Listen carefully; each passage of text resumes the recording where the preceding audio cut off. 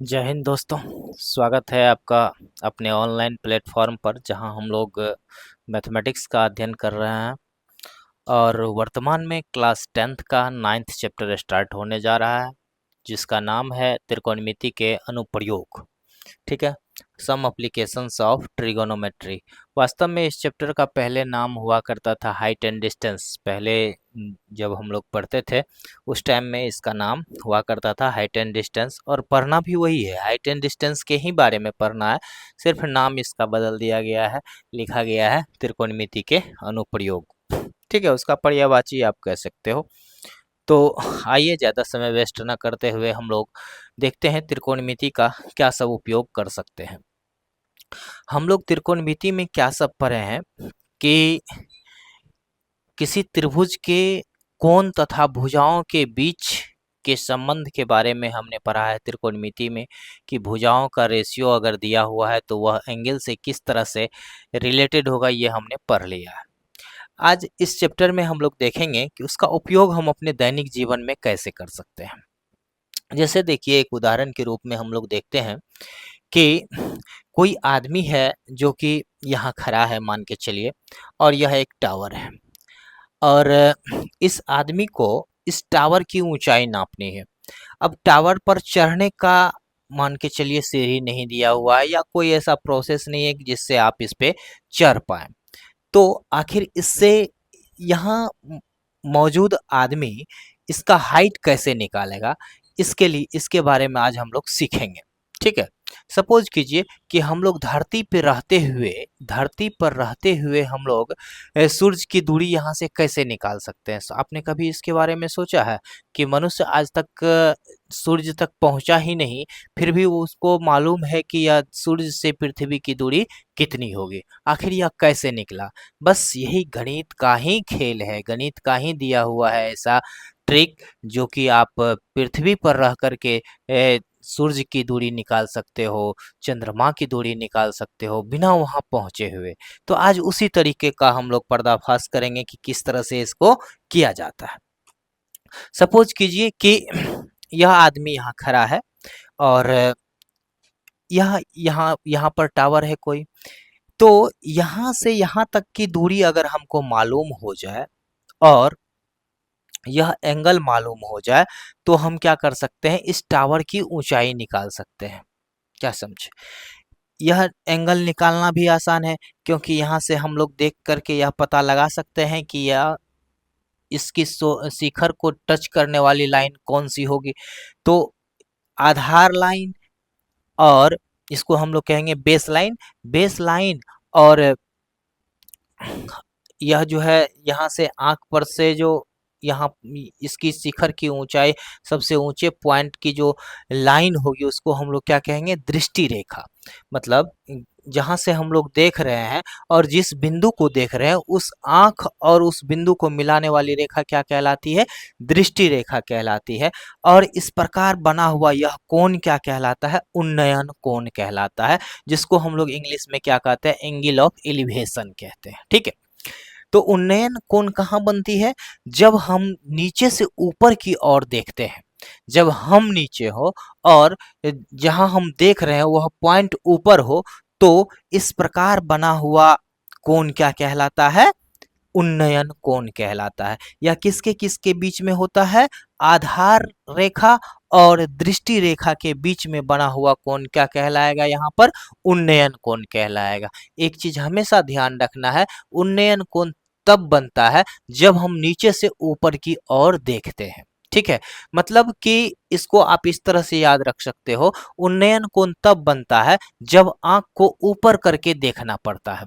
जैसे मान के चलिए हम ऊपर देख रहे हैं, तो मेरी आंख भी ऊपर की ओर दिख रही है, मतलब आंख को उठा के देखना पड़ेगा, या मूड़ी को उठा कर देखना पड़ेगा, अपने सर को उठा कर देखना पड़ेगा।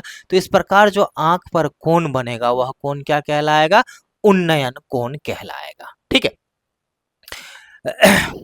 उसके बाद देखते हैं कि वही चीज है, जैसे मान के चलिए कोई वस्तु है, या मान के चलिए यह पतंग है, और कोई बच्चा यहाँ से उसको देख रहा है।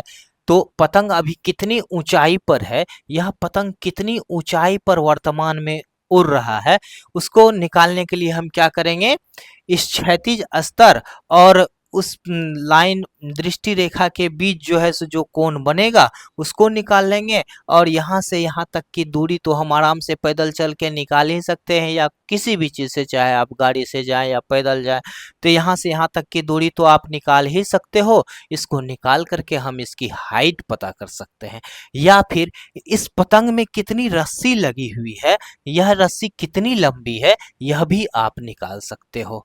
कैसे? हाइट एंड डिस्टेंस, मतलब त्रिकोणमिति का उपयोग करके। चलिए, उन्नयन कोण आपने समझ लिया। जब आंख नीचे हो और दिखाई देने वाला वस्तु ऊपर हो तो इस प्रकार बना आंख पर कोण क्या कहलाएगा? उन्नयन कोण कहलाएगा। एकदम याद रखना है इसको ध्यान से। अब देखिए कि जैसे मान के चलिए यह टावर है, टावर पर कोई वस्तु, कोई आदमी खड़ा है और नीचे में कोई वस्तु रखा हुआ है। ठीक, टावर पर कोई वस्तु है, कोई आदमी है और कोई वस्तु नीचे में रखा हुआ है, मतलब धरातल पर रखा हुआ है। तो इस प्रकार हमें देखने के लिए क्या करना पड़ेगा? आंख को झुकाना पड़ेगा या फिर सर को झुकाना पड़ेगा। सर को झुका करके हम उसको देख पाएंगे। तो इस प्रकार बना हुआ आंख पर जो कोण बनता है यह क्षैतिज स्तर हो गया, और यह हो गया दृष्टि रेखा। दृष्टि रेखा और क्षैतिज स्तर के बीच में यह बना हुआ कोण क्या कहलाएगा? अवनमन कोण कहलाएगा। मतलब जब किसी वस्तु को देखने के लिए हमें सर झुकाना पड़ता है, तब जो हमें हमारी आंख पर एंगल बनती है वह एंगल क्या कहलाती है? अवनमन कोण कहलाती है। हमेशा इस चीज को याद रखना है। अवनमन कोण कब बनता है? जब हम सर को झुका के देखते हैं, मतलब जिसे देखा जा रहा है वह वस्तु नीचे है तो अवनमन कोण बनेगा। अगर देखा जाने वाला आंख नीचे है और वस्तु ऊपर है तो क्या बनेगा? उन्नयन कोण बनेगा। ठीक है, अवनमन कोण को इंग्लिश में क्या कहते हैं? एंगल ऑफ डिप्रेशन कहते हैं, और उन्नयन कोण को क्या कहते हैं? एंगल ऑफ एलिवेशन कहते हैं। ठीक है, अब दृष्टि रेखा तो समझ ही रहे हो, आंख और वस्तु को मिलाने वाली रेखा क्या कहलाएगी? दृष्टि रेखा कहलाएगी, जिसे हम लाइन ऑफ साइट कहते हैं इंग्लिश में। ठीक है, चलिए नेक्स्ट चीज देखते हैं। जो चीज अभी हमने आपको बताया वही चीज यहाँ लिखा हुआ है, आप इसको लिख भी सकते हो। ठीक है, या स्क्रीनशॉट आप इसका ले लो तो आप आराम से इसको बाद में लिख लोगे, या फिर हम जो बोले हैं सिर्फ उसको याद रखना है, लिखने की भी आवश्यकता आपको नहीं है। ठीक है, चलिए अभी जो हमने देखा, अभी जो हमने सुना, उसी का उपयोग करके अब देखिए क्वेश्चन को हम लोग कैसे सॉल्व करते हैं। गौर कीजिएगा। पहला क्वेश्चन आपका कह रहा है कि धरती पर एक मीनार ऊर्ध्वाधर खड़ी है। यह धरती है मान के चलिए, इस पर क्या है? यह मीनार जो है ऊर्ध्वाधर खड़ी है। ऊर्ध्वाधर मतलब लंबवत खड़ी है। ठीक है, धरती के एक बिंदु से जो मीनार के पाद से 15 मीटर दूर है, मीनार का पाद यह हो गया, और इससे 15 मीटर दूर, 15 मीटर दूर पर क्या है? 15 मीटर दूरी है। मीनार के शिखर का उन्नयन कोण 60 डिग्री है। तो यह पॉइंट जो है यहाँ पर क्या कर रहा है? मीनार का शिखर, अब देखिए यहाँ पर बन रहा है, यहाँ से जब आदमी कोई देखेगा तो उसको आंख उठा के देखना पड़ेगा या सर उठा के देखना पड़ेगा, तो उन्नयन कोण कहाँ बनेगा? यहाँ बनेगा। और यह कितना बन रहा है? 60 डिग्री का कोण बन रहा है। तो मीनार की ऊंचाई ज्ञात कीजिए। आपको क्या करना है? मीनार की ऊंचाई ज्ञात करनी है। देखिए अब बिना चढ़े हुए मीनार पर हम कैसे इसका ऊंचाई ज्ञात कर लेते हैं, इस चीज को आप गौर से देखेंगे। ठीक है, चलिए इसका थोड़ा सा कलर चेंज कर ले हम। आइए अब देखते हैं हम लोग कि अब यहाँ गौर से देखो आप, यहाँ गौर से देखने पर आपको पता चलेगा कि यहाँ पर ए बी सी एक ट्रायंगल बन रहा है, जहाँ ए बी क्या है? मीनार है, और बी सी यह क्या है? क्षैतिज दूरी है, मतलब वह पॉइंट जहां से देखा जा रहा है वह पॉइंट और मीनार के बीच की दूरी कितनी है? 15 मीटर आपको दिया गया है। अब देखिए इस एंगल के लिए आपको बताए थे कि यह क्या हो जाएगा? बेस हो जाएगा, और यह तो हाइपोटेन्यूस होगा ही, काहे कि यह हमेशा 90 डिग्री के सामने का भुजा होता है, और यह जो ऊपर से नीचे आप देख रहे हो तो इसके सामने की भुजा है, मतलब यह क्या हो जाएगी? परपेंडिकुलर हो जाएगी। अब देखिए अकॉर्डिंग टू क्वेश्चन आपको क्या दिया हुआ है कि BC बराबर या इन ट्रायंगल ABC, BC बराबर कितना दिया गया है आपको? BC बराबर दिया गया है 15 मीटर। उसके बाद देखिए angle C is equal to कितना दिया हुआ है? 60 डिग्री दिया हुआ है। तो हमें फाइंड क्या करना है? मीनार की ऊंचाई ज्ञात करना है। तो मीनार की ऊंचाई मतलब कि यहाँ इस फिगर के अनुसार AB बराबर व्हाट, मतलब AB का वैल्यू आपको फाइंड करना है। तो इसके लिए आप क्या करोगे? अब आप त्रिकोणमितीय अनुपातों को याद करो कि किसमें P और B आता है। दो त्रिकोणमितीय रेशियो हमने पढ़ा है कि एक tan थीटा और एक cot थीटा। tan और cot दोनों में क्या होता है? P और B आता है। इस दोनों में से किसी का उपयोग करके आप इसको सॉल्व कर सकते हो। तो जनरली हम लोग क्या करते हैं? tan का उपयोग करते हैं। अगर tan cot में से किसी का उपयोग करना हुआ तो हम लोग किसका उपयोग करते हैं? ज्यादातर tan का उपयोग करते हैं। तो यहाँ क्या हो जाएगा? tan 60 डिग्री बराबर कितना हो जाएगा? tan 60 डिग्री बराबर हो जाएगा AB बटा में BC, AB बटा में BC। अब यहां गौर करो आप कि tan 60 डिग्री का वैल्यू कितना होता है? याद करने बोले थे, याद किया होगा आपने। tan 60 डिग्री का वैल्यू कितना होता है? √3 आता है। तो √3 बराबर कितना हो गया?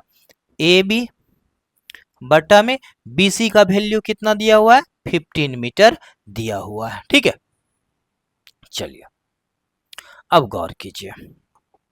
या अब देखिए यहाँ √3 के नीचे में कुछ नहीं है तो 1 है। अब क्रॉस मल्टीप्लीकेशन कर लेंगे, तो क्रॉस मल्टीप्लीकेशन करेंगे तो AB में 1 से गुना होगा तो AB ही रह जाएगा, और 15 में √3 से गुना करेंगे तो यह क्या हो जाएगा? 15 √3 मीटर। मतलब मीनार की ऊंचाई कितनी हो गई? 15 √3 मीटर हो गई। यही आपको निकालना था। कहीं कोई दिक्कत नहीं? चलिए नेक्स्ट क्वेश्चन देखते हैं हम लोग। देखिए कितना आसान है, बस त्रिकोणमिति का उपयोग करके इसे सॉल्व करना है। आइए, अब कह रहा है एक बिजली मिस्त्री को 5 मीटर ऊंचे खंभे पर आ गई खराबी को मरम्मत करनी है। ठीक है, यह फिगर आपके बुक में ही दिया हुआ था इसलिए ऐसा है, हमने ले लिया है उसे। क्या कह रहा है? एक बिजली मिस्त्री को 5 मीटर ऊंचे खंभे पर आ गई खराबी की मरम्मत करनी है। आप लोग खंभे मतलब पोल तो जानते ही होंगे। पोल पर चढ़ करके मिस्त्री काम करता है, बिजली मिस्त्री। वहां कोई गड़बड़ी आ गया है, उसको वो क्या करना चाहता है?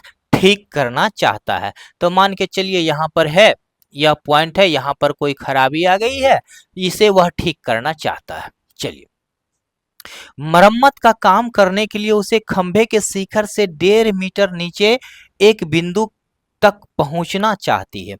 मतलब अब क्या है कि उसे ठीक करने के लिए क्या करना पड़ेगा? अब है क्या कि वहां जो आदमी जाएगा ठीक करने के लिए, यह तो जरूरी नहीं है कि सीढ़ी जो है सो 5 मीटर के ही ऊंचाई पर लगाएगा। क्यों? क्योंकि उस आदमी का भी तो कुछ हाइट है। अगर 5 मीटर पे लगा देगा तो उसका हाथ तो बहुत ऊपर चला जाएगा उससे। इसीलिए आदमी का हाइट मान के चलिए कि क्या है? 1.3 मीटर है। तो उस जिस पॉइंट पर ठीक करना है उससे 1.3 मीटर उसे नीचे ही रहना होगा, तब तो वह उसका हाथ वहां पहुंच पाएगा। चलिए, पहुंचना चाहती है। अब देखिए यहाँ तक पहुंचने के लिए प्रयुक्त सीढ़ी की लंबाई कितनी होनी चाहिए? अब यह जो सीढ़ी दिया हुआ है, कह रहा है इसकी लंबाई कितनी होनी चाहिए? कहाँ तक? 5 मीटर में से 1.3 मीटर कम तक, जिससे कि क्षैतिज से 60 डिग्री कोण से झुकाने पर वह अपेक्षित स्थिति तक पहुंच जाए। और यह भी बताइए कि खंभे के पाद बिंदु से कितनी दूरी पर सीढ़ी का पाद बिंदु होना चाहिए। ठीक है, अब √3 का वैल्यू 1.73 ले सकते हो, तो यहाँ दिया हुआ है कि √3 का वैल्यू इसमें कितना लेना है। अब देखिए कि अब यहाँ से यहाँ तक की लंबाई, पूरी लंबाई जो है AD की लंबाई कितनी दी हुई है? 5 मीटर की दी हुई है। यह कितनी दी हुई है? 5 मीटर की दी हुई है। उसके बाद उस आदमी को पहुंचना कहां तक है? उससे 1.3 मीटर कम दूरी तक पहुंचना है। मतलब 5 में से हम लोग क्या करेंगे, 1.3 मीटर को घटा लेंगे। तो यहाँ कितना हो जाएगा, 7, यहाँ पर पॉइंट हो गया, 2 3 1 4, तो 3.7 मीटर तक उसको चढ़ना होगा। तो मतलब ए यहाँ से बी से लेकर के डी तक की लंबाई कितनी हो जाएगी, 3.7 मीटर हो जाएगी। ठीक है, 3.7 मीटर तक उसे चढ़ना है। अब देखिए, तो बीडी की लंबाई हमें मिल चुकी है। अब कह रहा है कि सीडी की लंबाई क्या होगी, मतलब यहां से यहां तक की दूरी क्या होगी, और यह एंगल आपको कितना दिया हुआ है, 60 डिग्री दिया हुआ है। तो अब देखिए यहाँ पर यह परपेंडिकुलर लाइन हो गया, यह हाइपोटेनियस हो गया, तो हम लोग साइन का उपयोग करके इसका पी निकाल लेंगे। चलिए अब इसको बनाना स्टार्ट करते हैं। इस ट्रायंगल का नाम है बी बी डी सी। ठीक है, इसका एक छोटा सा फिगर हम यहाँ बना लेते हैं, जिससे कि आपको क्या होगी, आसानी होगी। ठीक है, यह दिया हुआ है 60 डिग्री का एंगल, इसका नाम है बी, इसका नाम है डी, इसका नाम है सी, और ये ऊंचाई कितनी मिली है हमें, 3.7 मीटर मिली है। ठीक है, आपको बीसी की लंबाई फाइंड करनी है। तो इन ट्रायंगल, सॉल्यूशन में आइए, इन ट्रायंगल, कौन सा triangle, B D C, B D C. अब क्या दिया हुआ है आपको, BD बराबर 5 माइनस 1.3 मीटर बराबर कितना हो गया, 3.7 मीटर। ठीक है, ये तो हमने पहले निकाल लिया है। अब देखिए, उसके बाद आपको क्या करना है, एंगल सी बराबर कितना दिया हुआ है, 60 डिग्री। देन BC बराबर व्हाट, एंड CD बराबर व्हाट, यह दोनों आपको फाइंड करनी है। चलिए अब हम लोग गौर से इसको करते हैं। आइए, अब देखिए कि यह एंगल तो 90 डिग्री है ही, यह एंगल 90 डिग्री का है। अब यहां देखिए कि अब आप देख रहे हो यहाँ पर कि यह क्या है, इस एंगल के लिए क्या हो जाएगा, इस एंगल के लिए यह हो जाएगा परपेंडिकुलर, यह हो जाएगा बेस, और यह हो जाएगा हाइपोटेनियस।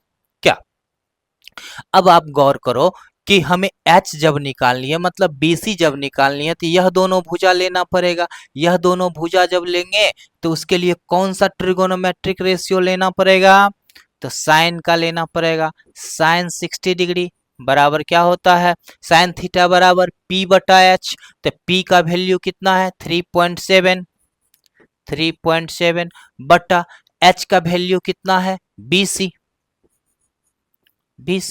यह देखिए, साइन 60 डिग्री का वैल्यू क्या होता है, साइन 60 डिग्री का वैल्यू होता है √3/2।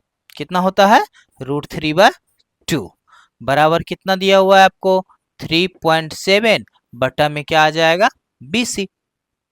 अब देखिए, जब आप इसको क्रॉस मल्टीप्लीकेशन करोगे कितना हो जाएगा, तो √3 BC बराबर, अब इसको गुना करो तो 7 दूनी के 14, 3 दूनी 6 1 7, 7.4, या BC बराबर कितना हो जाएगा, BC बराबर हो जाएगा 7.4 बटा में √3।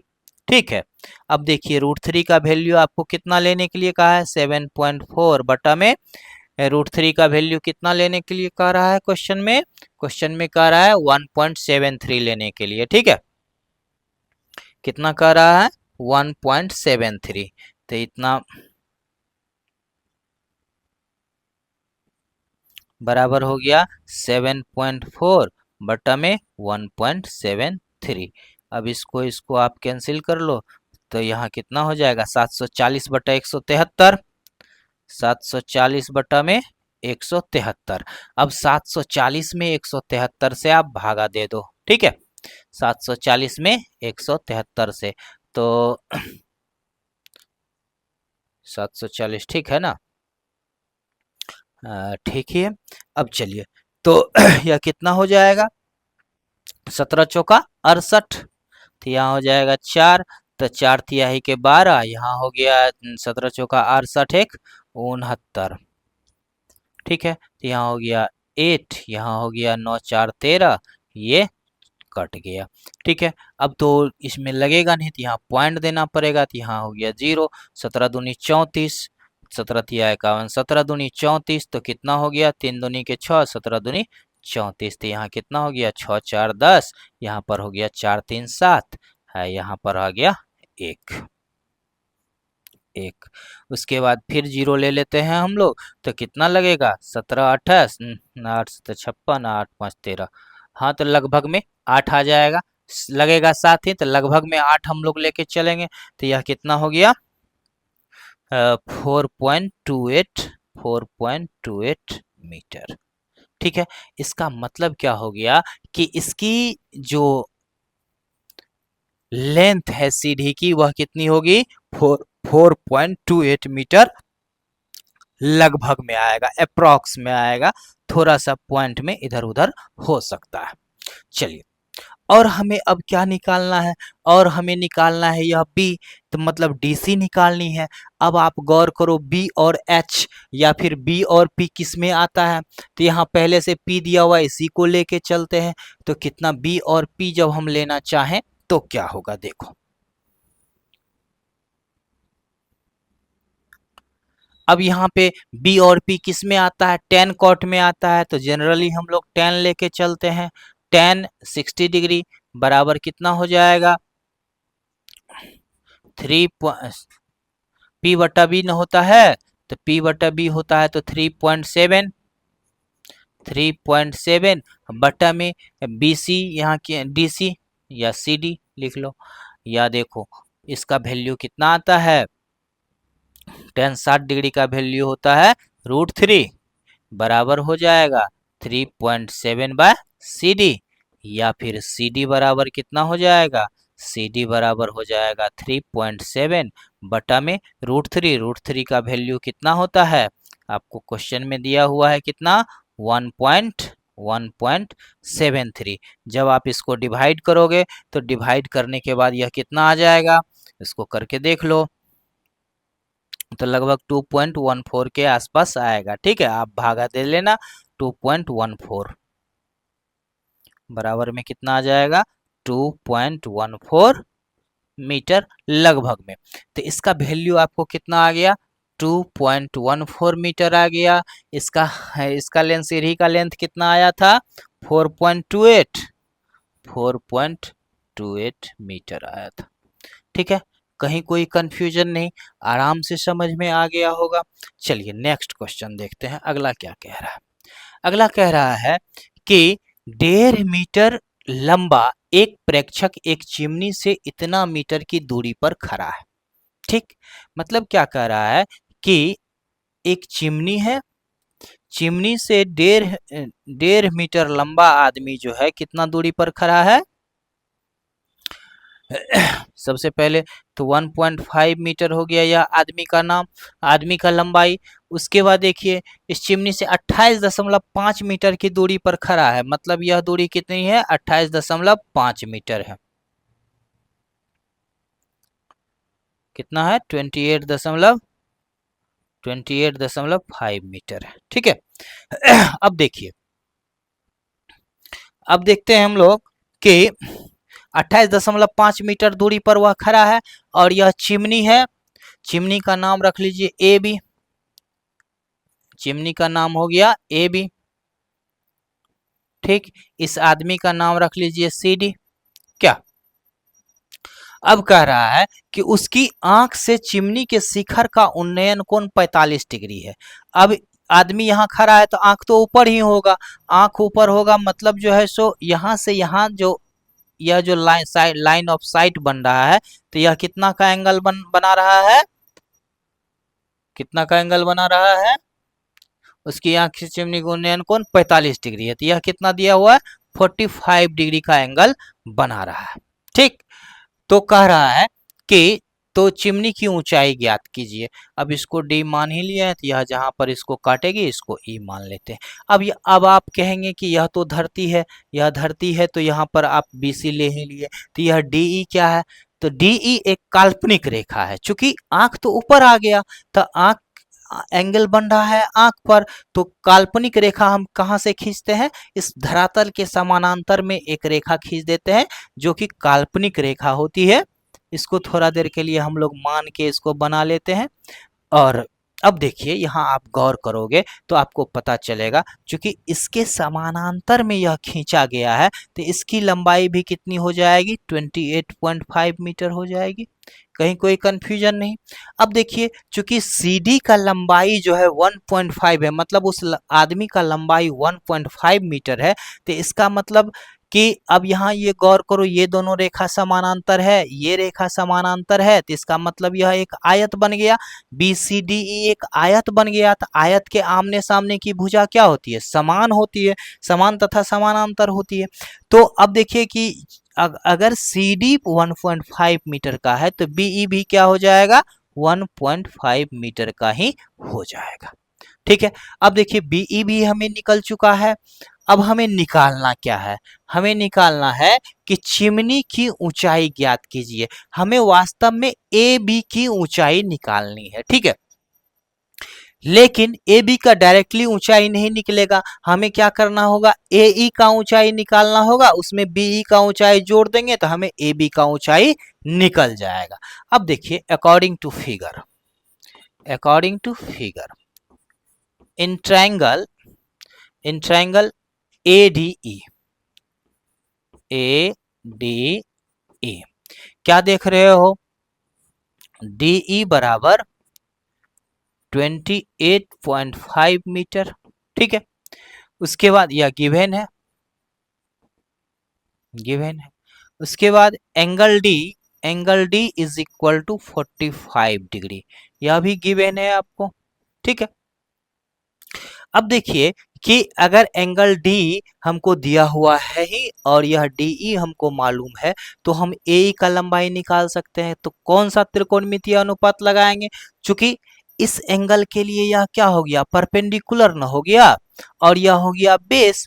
तो परपेंडिकुलर बाय बेस किसका रेशियो आता है, tan का रेशियो आता है। तो यहाँ हम लोग क्या करेंगे, tan लगाएंगे, तो tan 45 डिग्री बराबर कितना हो जाएगा, AE बटा में DE, क्या हो जाएगा,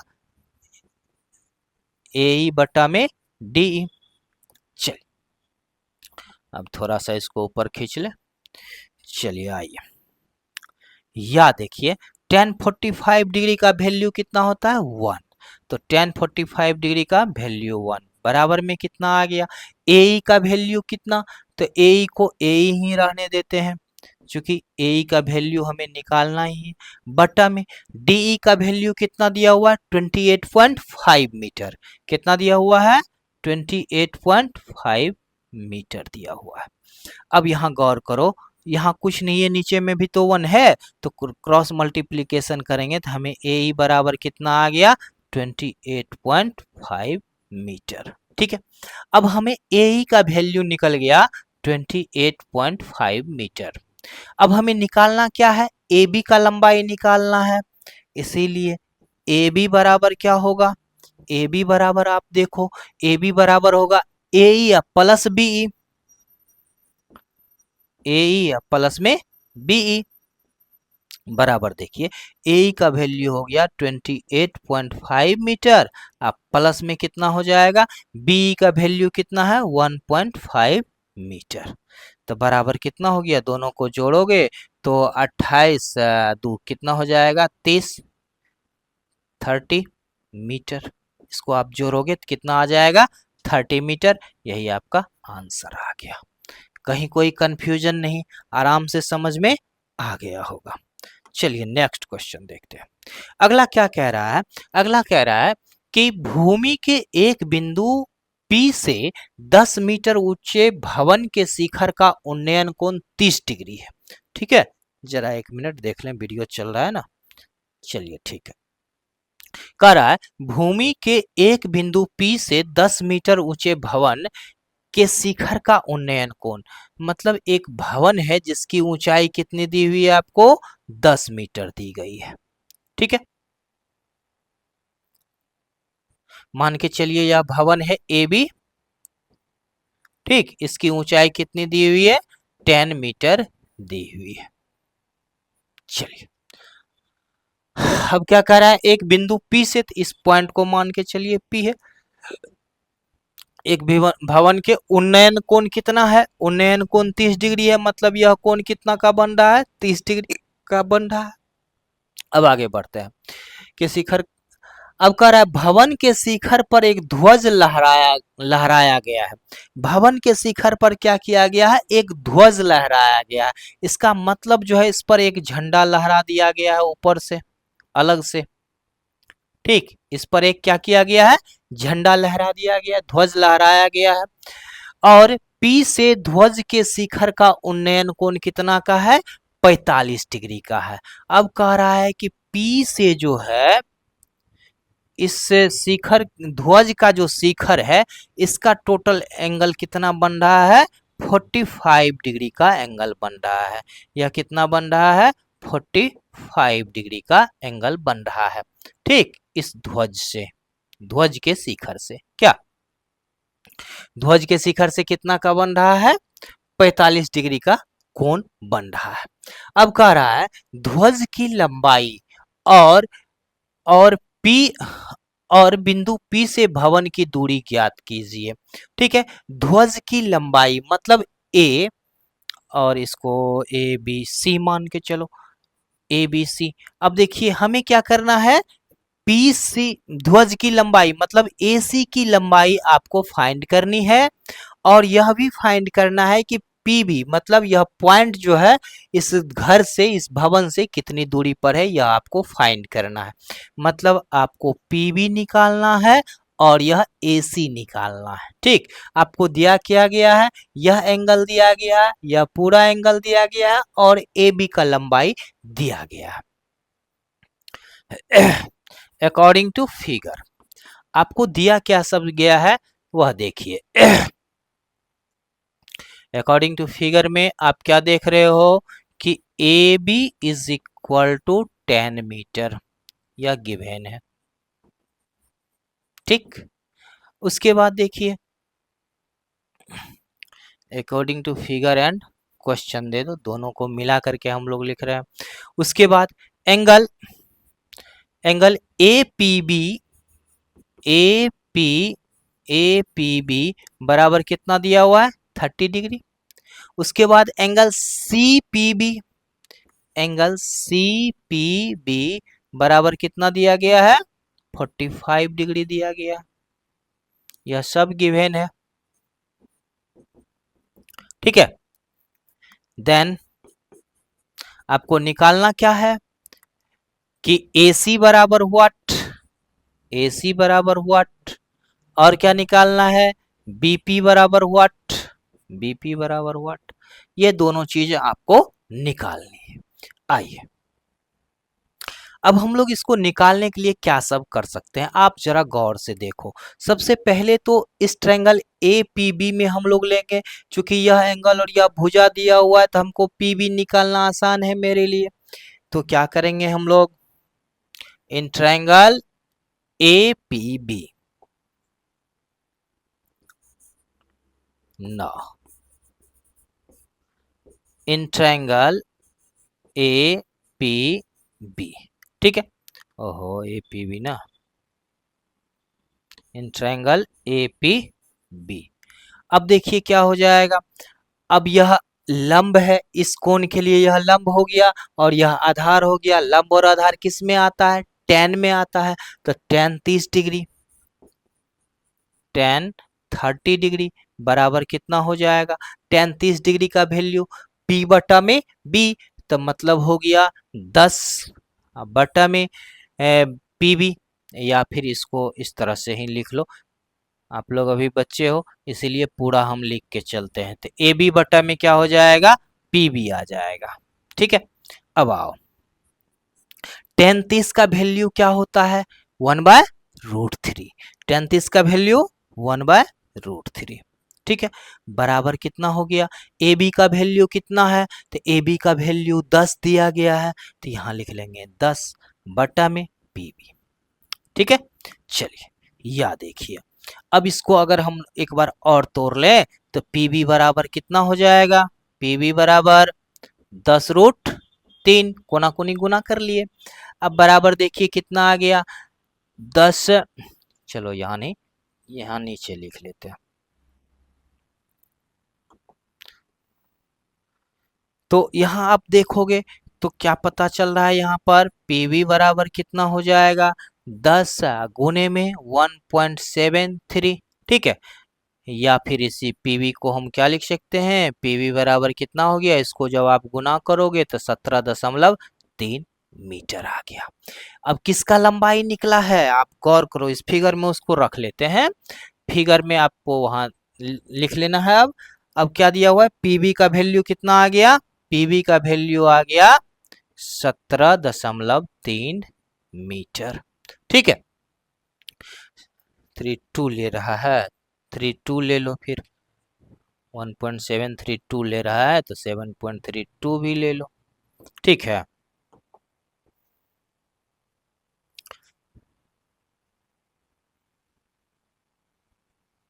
हाँ 732 ले रहा है, आपके क्वेश्चन में यह दिया हुआ है इसीलिए इतना ले रहा है, नहीं तो 2 नहीं भी लेंगे तो चलेगा, क्योंकि अप्रॉक्स वैल्यू हम लोग निकाल रहे हैं। आइए अब देखिए, अब हमें क्या मिल गया, अब आप इस फिगर में देखो, आप इस फिगर में देखो कि हमें पीवी का वैल्यू निकल चुका है, यह एंगल मालूम है, तो हम बीसी का वैल्यू निकाल सकते हैं। हमें निकालना क्या है, एसी का वैल्यू निकालना है। तो डायरेक्टली एसी का वैल्यू हम निकाल नहीं सकते हैं, क्योंकि वह समकोण त्रिभुज में आता नहीं है। तो चूंकि समकोण त्रिभुज में बीसी आ रहा है, तो हम क्या करेंगे, पहले इस बीसी का लंबाई निकाल लेंगे, हाँ उसमें से उस यह नीचे वाला घटा देंगे, इस पूरे में से, पूरे बीसी सीबी में से अगर ए बी को हम लोग घटा देंगे तो एसी का वैल्यू निकल जाएगा। तो हम क्या करेंगे, तो सबसे पहले बीसी निकाल लेंगे। तो बीसी निकालने के लिए क्या करना होगा, तो बीसी निकालने के लिए हमें कितना लेना होगा, tan 45 डिग्री लेना होगा। तो tan 45 डिग्री इस किस ट्रायंगल में आएगा, in triangle C P B, C P B क्या हो जाएगा, tan 45 डिग्री बराबर कितना हो जाएगा, सी बी या बी, सी बी बटा में पी बी, सी बी बटा में पी बी। या देखिए tan 45 का वैल्यू कितना होता है, 1 होता है, तो यहाँ क्या हो जाएगा, 1 इज इक्वल टू हो जाएगा, सी बी का वैल्यू कितना है, सी बी का वैल्यू हमें निकालना ही है तो सी बी ही रख लेंगे। ए बी पी बी का वैल्यू कितना है, 17.32 मीटर है। ठीक है, चलिए अब थोड़ा सा इसको ऊपर खींच ले। तो अब यहाँ देखो, इसको हम क्या लिख सकते हैं, क्रॉस मल्टीप्लीकेशन करेंगे तो सी डी बराबर कितना हो जाएगा, 17.32 मीटर। अब आते हैं फिगर में।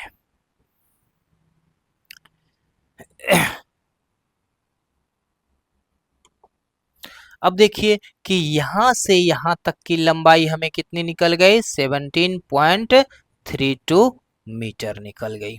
ठीक है, अब हमें निकालना क्या है, एसी निकालना है। तो according to figure, according to figure क्या हो जाएगा, एसी बराबर, एसी बराबर, एसी बराबर बीसी या सीबी, सीबी माइनस में क्या हो जाएगा, A B, CB minus A B. अब यहाँ देखो सीबी का वैल्यू कितना निकला है, 17.32, 17.32 माइनस ए बी का वैल्यू कितना दिया हुआ है, 10, तो बराबर में कितना हो गया, 7.32 मीटर आ गया। यही आपको निकालना था। तो एक आंसर ये आ गया, दूसरा आंसर आपका, दूसरा आंसर आपका कितना आया है, ये आया है। यही दोनों आंसर आपको निकालना था। ठीक है, एकदम आसान सा क्वेश्चन था। चलिए नेक्स्ट क्वेश्चन देखते हैं।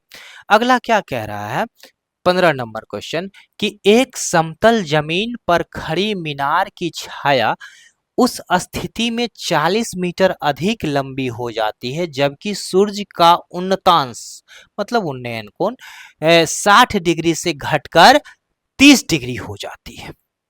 अब मान के चलिए कि एक मीनार है, एक मीनार है, ठीक, मीनार है, तो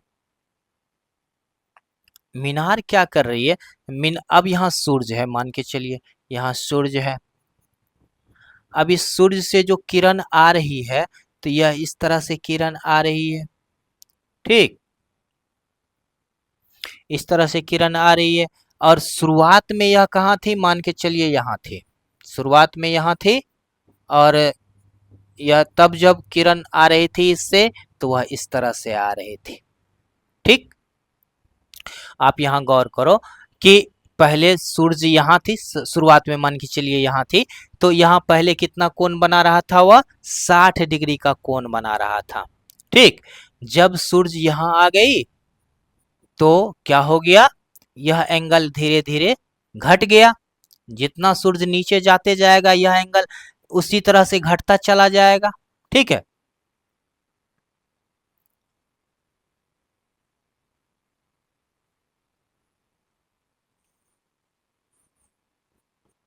ठीक है, अब देखिए सूर्य क्या हुआ, सूर्य जब ढलना शुरू हुआ तो क्या हुआ कि एंगल जो यहाँ बन रहा था 60 डिग्री, अब बाद में क्या बनने लगा, 30 डिग्री का बनने लगा, ठीक है। तो उन्नयन कोण 30 डिग्री है। हाँ, अब देखते हैं कि 30 डिग्री हो जाता है। हाँ, अर्थात छाया के एक सिरे से मीनार के शिखर का उन्नयन कोण 60 डिग्री और डीबी छाया की लंबाई है। डीबी क्या है, छाया की लंबाई है। तो अब डीबी इसमें किसको लिया है, फिगर तो बुक में होगा, डीबी छाया की लंबाई है, जबकि उन्नतांश कोण 30 डिग्री है, तो मीनार की ऊंचाई ज्ञात कीजिए, ठीक है। तो मान के चलिए यह डी है, यह डी है, यह बी है, ठीक। अब इसको मान के चलिए ए बी डी, इसको मान के चलिए सी, ठीक। तो अब देखिए क्या कह रहा है कि यह जो है 60 डिग्री, डी भी छाया की लंबाई, अच्छा इसको डी लिया है, हो सकता है आप लोग अपने बुक में देख लीजिएगा डी किसको लिया गया है, ठीक है। हमारे पास अभी बुक तो है नहीं, बुक शायद कहीं जो है सो खो गया है, मतलब खो नहीं गया है, ले लिया है कोई, ले गया एक बच्चा। चलिए कोई बात नहीं, इसको डी हम मान के चलते हैं, इसको सी मान के चलते हैं, ठीक है। अब देखिए क्या कह रहा है, क्वेश्चन ठीक से समझिए। क्वेश्चन कह रहा है कि पहले सूर्य जहां था वहां से जो मीनार पे रोशनी आ रही थी, तो मीनार का जो छाया बन रहा था, तो उसके अनुसार कितना का कोण बन रहा था, 60 डिग्री का कोण बन रहा था। जब दूसरी स्थिति आई, सूर्य ढलना शुरू हुआ, थोड़ा दूर ढल गया, तब जब मीनार की छाया बन रही थी, तब सूर्य का जो एंगल बन रहा था, उन्नयन को जो बन रहा था, वह कितना का बनना शुरू हो गया, 30 डिग्री का बनना शुरू हो गया। तो आपको क्या निकालना है कि, तो मीनार की ऊंचाई निकालना है, मतलब ए बी की लंबाई आपको निकालनी है, ठीक है। अब देखिए कि एक चीज और, समतल जमीन पर खड़ी मीनार की छाया उस स्थिति में 40 मीटर अधिक लंबी लगती है। अब देखिए यह कह रहा है कि यहां से यहां तक की लंबाई जो है, 30 डिग्री से 60 डिग्री का जो एंगल बनना शुरू हुआ, तो यहां से यहां तक की लंबाई कितनी हो गई, 40 डिग्री, सॉरी 40 मीटर की हो गई। ये कितनी है, 40 मीटर की लंबाई है।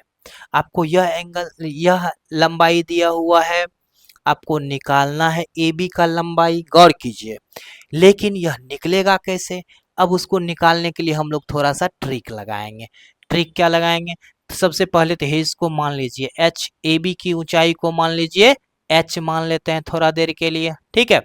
और यह बी सी जो लंबा है, इसको हम मान लेते हैं एक्स, थोड़ा देर के लिए, क्योंकि वहां ए बी बी सी लिखेंगे तो ज्यादा लंबा लगेगा क्वेश्चन सॉल्व करने में, इसीलिए उसका नाम हमने लिख लिया है। अब चलिए गौर से इसको बनाते हैं।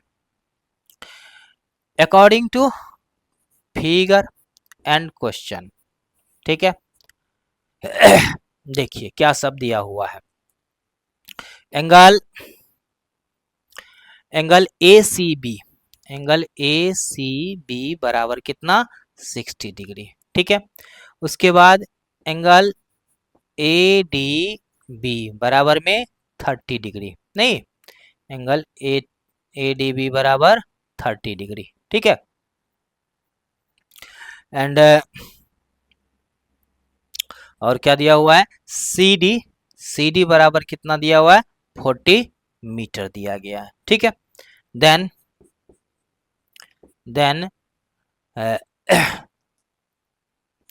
एच बराबर ए बी बराबर कितना वाट, यह निकालना है।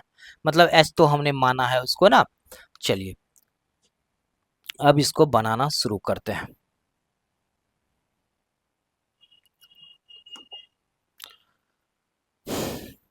In triangle A B D, A C D ना, इसको सी ठीक से लिख देते हैं नहीं तो कंफ्यूज आप लोग करेंगे। ये क्या है, सी है। In triangle A C D, in triangle A C B या ए बी सी लिख सकते थे। चलिए कितना हो जाएगा, अब इस दोनों में रिलेशन हम सबसे पहले निकाल लेते हैं। तो रिलेशन जब निकालेंगे तो क्या हो जाएगा, tan का उपयोग करना पड़ेगा। तो tan 60, तो tan 60 बराबर कितना हो जाएगा, tan 60 डिग्री बराबर में क्या हो जाएगा, ए बी का ऊंचाई हमने क्या माना है h बटा में बी सी को हमने क्या माना है x माना है। ठीक है, बी सी को हमने क्या माना है x माना है। अब देखिए तो tan 60 का वैल्यू क्या होता है, √3 होता है। तो यहाँ लिख लेंगे √3 बराबर में h बटा में x। ठीक है, या देखिए h बराबर कितना हो जाएगा, √3 x आ जाएगा। h बराबर कितना आ गया, √3 x आ गया। चलिए ये तो पहला हो गया न। अगेन इन ट्रायंगल, कौन सा, बड़ा वाला ट्रायंगल ए डी बी में आप देखो tan 30 डिग्री बराबर कितना होगा, tan 30 डिग्री बराबर कितना हो जाएगा। आप यहाँ गौर से देखो तो यह ऊंचाई हो गया, यह इसका आधार हो गया, मतलब यह P, यह हो गया B। तो मतलब हो जाएगा H बटा में कितना x प्लस 40। यह पूरा लंबाई कितना है, बी डी लेंगे ना यहाँ पे, तो बी डी का लंबाई कितना है x प्लस 40 आ गया। ठीक है, या देखिए tan 30 का वैल्यू कितना होता है 1/√3, 1/√3 तो बराबर कितना हो गया h बटा में x प्लस में 40। ठीक है, थोड़ा सा ऊपर कर लें इसको। या देखिए इसको मान लेते हैं 1। अब यहाँ देखिए 1/√3 बराबर में h का वैल्यू कितना आया हुआ है, फर्स्ट इक्वेशन में √3x आया हुआ है, √3x बटा में x प्लस 40। यह कैसे हुआ, फ्रॉम इक्वेशन फर्स्ट से हमने h का वैल्यू यहाँ रख दिया। अब इसका क्रॉस मल्टीप्लीकेशन करेंगे कितना होगा, तो √3 और √3 को गुना करेंगे तो कितना आ जाएगा 3 ना आ जाएगा जी। तो यहाँ हो जाएगा 3x बराबर में x प्लस में 40। ठीक है, या देखिए इस x को इधर लाएंगे तो 3x में से x चला जाएगा, तो यहाँ क्या बचेगा 2x बराबर में कितना हो गया 40। या x बराबर कितना हो जाएगा, x बराबर 40 में 2 से डिवाइड करेंगे तो यहाँ मिल जाएगा हमें 20 मीटर। अब हमें x का वैल्यू 20 मीटर आया है, लेकिन हमें निकालना क्या है, h निकालना है। ठीक है, अब x का वैल्यू हम पुट कर लेते हैं इसमें। Now putting the value, putting the value of x in equation first में जब हम x का वैल्यू रखेंगे तो h बराबर कितना हो जाता है √3 गुना में 20, तो बराबर कितना हो गया 20√3 मीटर। यही आपका आंसर आ गया। ठीक है, ये क्वेश्चन नंबर कितना था 5 था, 20√3। ठीक, चलिए अब इसको थोड़ा सा नीचे करके हम फिगर में लिख देते हैं इसकी ऊंचाई। इसकी ऊंचाई कितनी हो गई? 20√3। कितनी आई है? 20√3 मीटर। यही आपको निकालना था। चलिए नेक्स्ट क्वेश्चन देखते हैं। अगला क्वेश्चन क्या कह रहा है? उदाहरण नंबर 6 कह रहा है एक बहुमंजिल भवन के शिखर से देखने पर 8 मीटर ऊंचे भवन के शिखर और तल के अवनमन कोण 30 डिग्री और 45 डिग्री है। ठीक है, बहुमंजिली भवन की ऊंचाई और दोनों भवन की बीच की दूरी ज्ञात कीजिए। मान के चलिए कि यह बहुमंजिली भवन है, ठीक, और यह जो है सो एक छोटा सा भवन है। ठीक, क्या करें? एक बहुमंजिली भवन के शिखर से देखने पर एक 8 मीटर ऊंचे भवन। ठीक है, यह तो हो गया बेस लाइन, धरती हो गई। अब यह दूसरा छोटा भवन हो गया, यह बहुमंजिला भवन हो गया। कहीं कोई कंफ्यूजन नहीं। अब देखिए, तो अगर यह भवन है तो इस तरह से हम लोग यहाँ पे कर लेते हैं। यह कितना दिया हुआ है? 8 मीटर ऊंचा दिया हुआ है। इसका नाम रख लीजिए ए बी। बहुमंजिला भवन जो है इसका नाम रख लीजिए ए बी, और इसका नाम रख लीजिए सी डी। ठीक है, छोटा भवन जो है, यहाँ तक कोई दिक्कत नहीं है। अब कह रहा है कि भवन के शिखर और तल का अवनमन कोण 30 डिग्री और 45 डिग्री है। ठीक है, अब यहाँ पर जो एंगल बन रहा है, ठीक, चूंकि अवनमन कोण बन रहा है तो अवनमन कोण बनेगा तो यहाँ पर बनेगा ऊपर में। तो ऊपर में हमें एक क्या करना पड़ेगा? धरातल के समानांतर एक रेखा खींचनी होगी। क्या? अब देखिए कि धरातल के समानांतर एक रेखा खींचनी पड़ी मुझे, तो यह एंगल जो बन रहा है अवनमन कोण बन रहा है। अवनमन कोण कितना कितना बन रहा है? कह रहा है 30 डिग्री और 45 डिग्री। तो मतलब यह छोटा कोण है तो यह 30 डिग्री का होगा, और यह बड़ा कोण है तो यह कितना हो जाएगा? 45 डिग्री का हो जाएगा। यह कितना होगा? 45 डिग्री का होगा। ठीक है, समझ में आ रहा? अब देखिए, चूंकि यह रेखा इस रेखा के समानांतर होगी, धरातल के समानांतर ही तो यह रेखा खींची गई है। तो यह रेखा, तो अब देखिए यह रेखा और यह रेखा चूंकि समानांतर है और यह एक तिर्यक छेदी रेखा की तरह आपको दिख रहा होगा। तो अब हम लोग क्या पढ़े थे क्लास 9th में कि अगर दो समानांतर रेखाओं को एक तिर्यक छेदी रेखा प्रतिच्छेद करती है तो इस प्रकार बना है एकांतर कोण क्या होता है? समान होता है। तो इसका मतलब अगर यह 30 डिग्री का कोण बन रहा है तो यह भी 30 डिग्री का कोण बनेगा। कहीं कोई दिक्कत नहीं। अब देखिए, और उसी तरह से यह भी एक समानांतर, दो समानांतर रेखा है, और यह क्या हो गया उसके लिए? ट्रांसवर्सल लाइन हो गया। तो इसका मतलब अगर यह 45 डिग्री का कोण बन रहा है तो यह भी कितना का बनेगा? 45 डिग्री का ही कोण बनेगा। कहीं कोई कंफ्यूजन नहीं।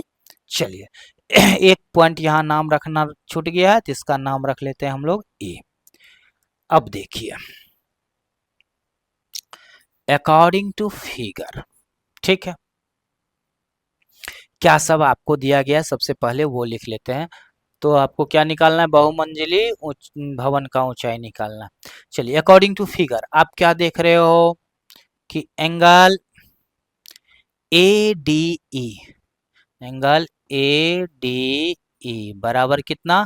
30 डिग्री।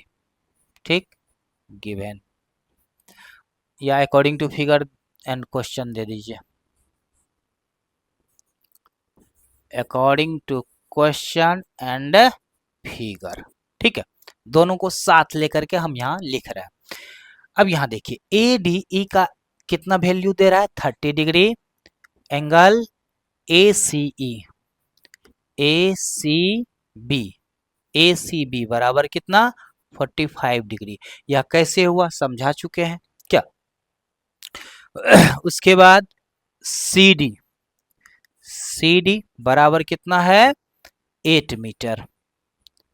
अगर यह 8 मीटर का है तो इसके समानांतर यह है, और यह एक आयत बन रहा है बी सी डी ई। तो इसका मतलब बीई का भी लंबाई कितना हो जाएगा? बीई का भी लंबाई कितना हो जाएगा? 8 मीटर हो जाएगा। यह कितना हो गया? 8 मीटर का हो गया। कहीं कोई कंफ्यूजन नहीं? देन आपको निकालना क्या है? आपको क्या सब निकालना है? देन आपको क्या सब निकालना है? ए बी का लंबाई निकालना है। तो ए बी बराबर में व्हाट? और क्या निकालना है? यह बी सी बराबर व्हाट? बी सी बराबर व्हाट? तो बी सी निकालें चाहे डी सी डी निकालें, सेम चीज। चलिए अब हम लोग इसको करना शुरू करते हैं। तो सबसे पहला काम हमारा क्या होगा? अब देखिए कि हमें सबसे पहले क्या निकालना पड़ेगा। तो इसकी सबसे पहले बी सी 1045 डिग्री लेकर के हम लोग रिलेशन निकाल लेते हैं। Now in triangle A B C, किसमें? ए बी सी, ठीक है। 1045 डिग्री बराबर कितना हो जाएगा? 1045 डिग्री बराबर ए बी बटा में बी सी। कितना हो जाएगा? ए बी बटा बी सी। चलिए या 1045 का वैल्यू 1 तो बराबर में ए बी बटा में बी सी आ गया। या ए बी बराबर कितना हो जाएगा? ए बी बराबर बी सी, कोना कोनी गुना कर लिए, इसको इक्वेशन फर्स्ट मान लीजिए। चलिए अब नेक्स्ट देखते हैं। अगला इन ट्रायंगल किस में? ए बी बट्टा में बी सी। अच्छा चलिए तो इस ट्रायंगल में आ जाइए। ए डी ई, इन ट्रायंगल ए डी ई, ठीक है। ए डी ई में आप आइए। ए डी ई में आप क्या देख रहे हो? ए डी ई, ए डी ई में क्या हो देख रहे हो आप? कि 10 30 डिग्री, 10 30 डिग्री बराबर कितना हो जाएगा? ए बटा में डी, ए बटा में डी। कहीं कोई कंफ्यूजन नहीं? अब देखिए 10 30 का वैल्यू कितना होता है? 1/√3, 1/√3 बराबर। अब देखिए ए ई को हम लोग क्या लिख सकते हैं? ए बी माइनस 8 लिख सकते हैं। यह जो लंबाई ए ई है, इसको हम इस पूरा में से इस छोटा वालों को घटा देंगे तो निकल जाएगा ना। तो इसका मतलब ए बी माइनस 8 लिख सकते हैं ए ई को। तो इसको क्या लिखेंगे? ए बी माइनस 8 बटा में डीई, डीई के बदले में हम क्या लिख सकते हैं? बीसी, चूंकि डीई और बीसी बराबर है तो इसके बदले में क्या लिख देंगे? बीसी, ठीक है। चलिए अब इसको कैलकुलेट करना शुरू करते हैं। या देखिए इसी को जब हम क्रॉस मल्टीप्लीकेशन करेंगे तो कितना हो जाएगा? बीसी, या इसी को पहले लिख लीजिए रूट वाले को, तो कितना हो जाएगा? √3 ए बी माइनस 8√3 बराबर में बीसी, ठीक है। बराबर में बीसी। या देखिए अब यहां गौर कीजिए कि यहां पर क्या है? ए बी बराबर बीसी है। तो किसको आप निकालना चाहते हैं? पहले आपको निकालना क्या सब है ये देख लेते हैं। पहले ए बी और बी सी दोनों निकालना है, तो किसी को भी ले लो आप। तो हम क्या करते हैं? बी सी को ही ले लेते हैं या ए बी को ही रख लो। तो √3 ए बी माइनस 8√3 बराबर में बी सी को हम क्या लिखते हैं? ए बी लिख देते हैं। कैसे आया? फ्रॉम इक्वेशन फर्स्ट, ठीक है। अब देखिए इस ए बी को इधर लाएंगे तो माइनस में आ जाएगा। √3 ए बी, इसको इधर ले आइए तो क्या हो जाएगा? माइनस ए बी बराबर में इसको उधर लेके जाएंगे तो 8√3 आ जाएगा। अब इसको तोड़ेंगे हम लोग। अब देखिए इस दोनों में कॉमन क्या आ जाएगा? ए बी कॉमन आ जाएगा, तब बचेगा क्या अंदर में? √3 - 1 बराबर कितना आ गया? 8√3। या देखिए ए बी बराबर कितना आ गया, 8√3 बट्टा में √3 - 1। ठीक है, इधर गुना था उधर जाके भागा हो गया। अब देखिए चूंकि हम लोग क्या करते हैं जनरली, नीचे में जब रूट होती है तो उसको हम लोग रेशनलाइज करते हैं। तो रेशनलाइज करेंगे तो यहाँ कितना करना पड़ेगा, √3 + 1 से ऊपर नीचे मल्टीप्लाई करना पड़ेगा, √3 + 1। ठीक है, चलिए बराबर में। अब इसको आप गुना करोगे तो 8√3 में √3 से गुना करेंगे तो 3 √3 3 हो जाएगा, तो 8 तरीके कितना हो गया, 24। उसके बाद 1 से मल्टीप्लाई करो तो कितना हो गया, 8√3 बटा में देखो अब इसमें इस दोनों को मल्टीप्लाई करेंगे तो यहाँ क्या है, a - b × a + b। तो इसका फॉर्मूला क्या होता है, a² - b²। तो √3 का स्क्वायर करेंगे 3 आ जाएगा, -1 का स्क्वायर करेंगे 1 आ जाएगा। बराबर देखो इस दोनों में कॉमन क्या आएगा, इस दोनों में जब कॉमन लोगे तो 8 कॉमन आ जाएगा। 8 इंटू यहाँ कितना बच गया, 8 तरीके 24 3। अब प्लस में यहाँ कितना बच गया, √3 बच गया। ठीक है, अब बट्टा में कितना बच गया, 3 में से 1 चला गया तो 2। इसको आप काट दो, 2 चौका 8। तो बराबर कितना हो गया, 4 इंटू √3 प्लस में 3।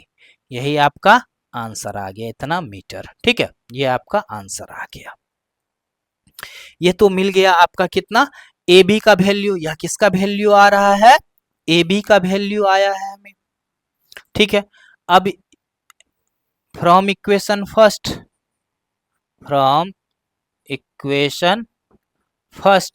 हमने क्या देखा है कि ए बी बराबर क्या है, बी सी है। या इसी को हम लोग लिख सकते हैं बी सी बराबर ए बी, या इसी को हम लिख सकते हैं बी सी बराबर ए बी का वैल्यू कितना निकला है, 4 इंटू √3 + 3। तो यहाँ लिख लेंगे 4,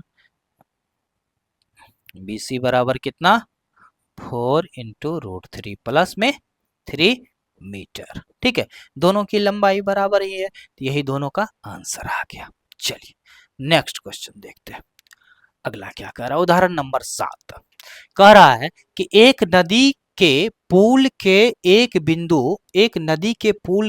बिंदु से नदी के सम्मुख किनारों का अवनमन कोण क्रमशः 30 डिग्री और 45 डिग्री है। ठीक है, अब देखिए क्या कह रहा है कि एक नदी जो है, मान के चलिए यह नदी है, उस पर पुल बना हुआ है, आपको दिख रहा होगा। और यहाँ पे एक पॉइंट पी है, यहाँ पर जो है इस दोनों किनारे का अवनमन कोण कितना बन रहा है, 30 डिग्री का और 45 डिग्री का अवनमन कोण बन रहा है। ठीक है, अब यहाँ गौर करो कि चूंकि यह लाइन इस ए बी के पैरेलल में होगा और यह पी ए क्या होगी, उसके लिए एक ट्रांसवर्सल लाइन होगी, मतलब तिर्यक छेदी रेखा होगी। तो इस प्रकार बना एकांतर कोण समान होगा, अल्टरनेट एंगल। यह अगर 30 डिग्री है तो यह भी क्या हो जाएगा, 30 डिग्री का ही हो जाएगा। और यह 45 डिग्री है तो यह एंगल भी कितना हो जाएगा, 45 डिग्री का हो जाएगा। समझ रहे हो, यह भी कितने का हो जाएगा, 45 डिग्री का हो जाएगा। कहीं कोई कंफ्यूजन नहीं। अब देखिए, अब कह रहा है कि बता यदि पुल के किनारों से 3 मीटर की ऊंचाई पर हो। अब यह क्या कह रहा है कि यह जो पॉइंट P है यह कितने ऊंचाई पर है, 3 मीटर ऊंचाई पर है। यदि पुल के किनारों से 3 मीटर ऊंचाई पर हो तो नदी की चौड़ाई ज्ञात कीजिए। नदी की चौड़ाई मतलब क्या, ए बी की लंबाई आपको फाइंड करनी है। तो ए बी की लंबाई निकालने के लिए आपको क्या करना पड़ेगा, डायरेक्टली तो वो निकलेगा नहीं। निकालने के लिए क्या करना पड़ेगा, हमें ए डी का लंबाई निकालना पड़ेगा, बी डी का लंबाई निकालना पड़ेगा, दोनों को ऐड कर देंगे तो हमें ए बी का लंबाई निकल जाएगा। आइए, according to question and figure. ठीक है, आप क्या देख रहे हो, इन ट्रायंगल, या क्या शब्द दिया हुआ है कि एंगल पी ए बी बराबर में 30 डिग्री, एंगल पी बी ए बराबर में 45 डिग्री। उसके बाद पी डी बराबर कितना दिया हुआ है, 3 मीटर, 3 मीटर। ठीक है, अब देखिए now in triangle P A D, P A D, ठीक है, tan 30 डिग्री,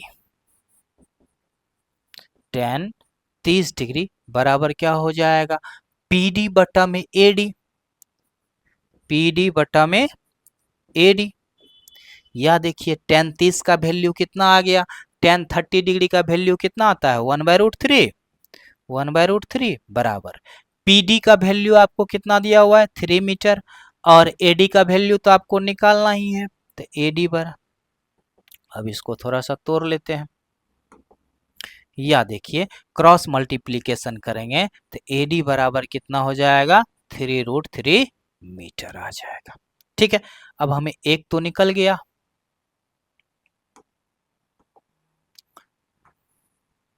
अगेन